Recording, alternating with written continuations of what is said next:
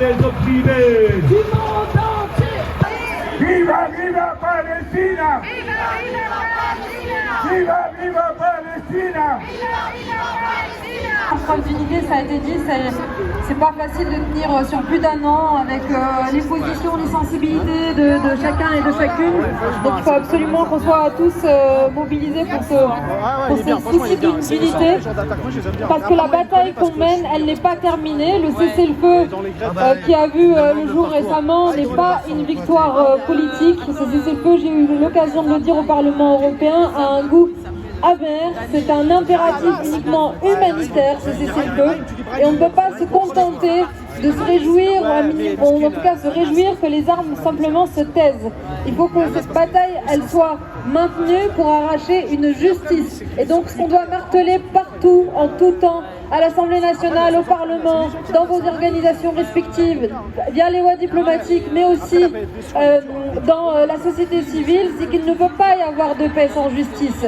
Et cette justice, chacun l'aura compris, on ne va pas l'offrir sur un plateau aux Palestiniens.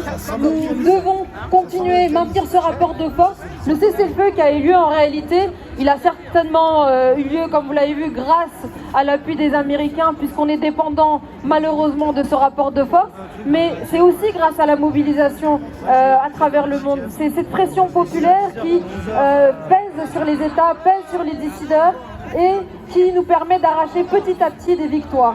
Cette justice, on peut l'obtenir puisque les leviers existent. Nous ne demandons pas des miracles, nous demandons le respect du droit international à minima. Et donc ça a été dit, il y a des procédures qui sont en cours devant la Cour pénale internationale, devant la Cour internationale de justice, devant d'autres tribunaux à travers le monde, notamment pour le cas des soldats binationaux et qui ont commis des exactions à Gaza, mais aussi en Cisjordanie. Donc cette justice, il faut qu'on puisse l'arracher. Et moi, je veux citer les leviers que nous avons au Parlement. Donc cette banderole, elle est extrêmement importante. Je vous invite chacun, chacune à relayer cet appel de plus de 250 parlementaires qui demandent la fin de l'accord d'association, notamment entre Israël et l'Union européenne, sans le soutien des États européens et sans le soutien, donc là c'est là que ça se joue pour nous citoyens français et européens, sans le soutien de l'Union européenne, Israël ne pourrait pas faire ce qu'il est en train de faire. Les accords qu'il y a en ce moment entre Israël et l'Union européenne continuent d'une certaine manière, en notre nom, de consentir aux exactions et aux crimes qui sont commis. Ce qui est en cours, je veux aussi poser ces mots, parce que les mots sont extrêmement importants dans la manière dont nous présentons la cause palestinienne. Et c'est en cela que j'avais dit tout au long de la campagne que ce que nous menons, c'est aussi une bataille de narratif. Ce qui est en cours pour le peuple palestinien, ce ne sont pas des crimes ou des actes isolés. C'est une logique de nettoyage ethnique qui a commencé en 1948, dont a été victime ma famille, et ça a été dit par d'autres Palestiniens. Nous avons été nombreux à être victimes de cette logique de nettoyage ethnique.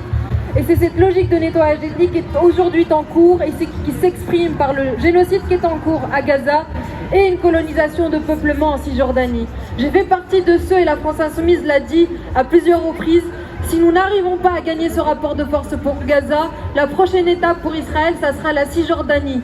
Et ce qu'on a fait au peuple palestinien à Gaza, c'est-à-dire l'anéantir, bien qu'il résiste, il faut honorer cette résistance. La prochaine étape, ça sera la Cisjordanie, et c'est ce qui se passe actuellement. Ça a été relayé par la FPS et par d'autres organisations. Il y a eu 2 fois plus de prisonniers palestiniens depuis le cessez-le-feu que ceux qui ont été libérés. C'est vous dire le cynisme du régime israélien et des interlocuteurs auxquels nous avons affaire. Donc, cette bataille, il faut absolument qu'on la maintienne. Je sais que tout le monde est fatigué, que nous sommes épuisés d'avoir affaire à des politiques qui restent sourds, et notamment en France. Mais nous devons maintenir ce rapport de force, et donc la bataille en réalité elle doit continuer. Nous ne devons pas baisser les bras sous prétexte que les armes se sont tues. Je vous remercie.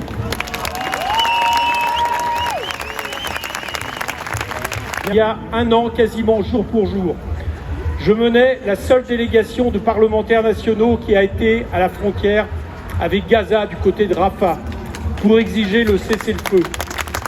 Je dois dire qu'au moment où j'y étais, fin janvier, début février, pas un instant, je n'ai imaginé qu'il faudrait attendre un an pour qu'un semblant de cessez-le-feu soit appliqué sur le terrain.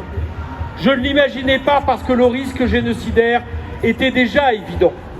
Je ne l'imaginais pas parce que malgré les massacres du 7 octobre, tous les éléments prouvant qu'en réalité Benjamin Netanyahou ne poursuivait pas un acte de vengeance, mais l'éradication de l'entité palestinienne à Gaza étaient sur la table.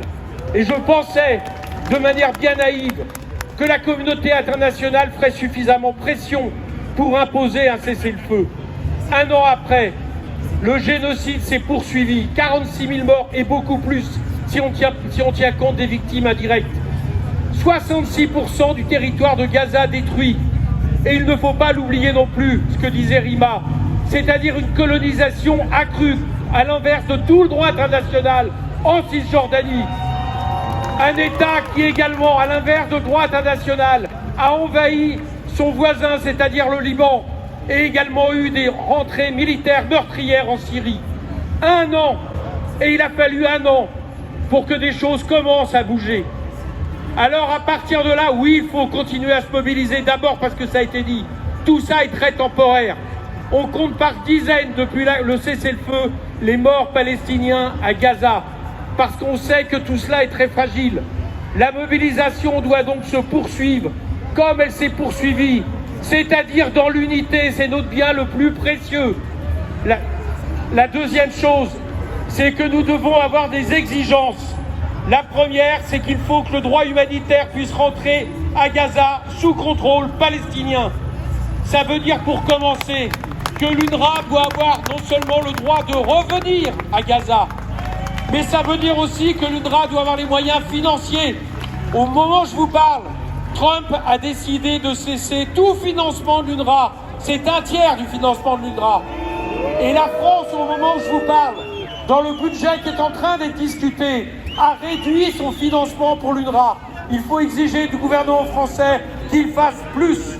La deuxième chose, c'est qu'évidemment, il va falloir financer aussi la reconstruction de Gaza, qui aujourd'hui, de manière littérale, est invivable.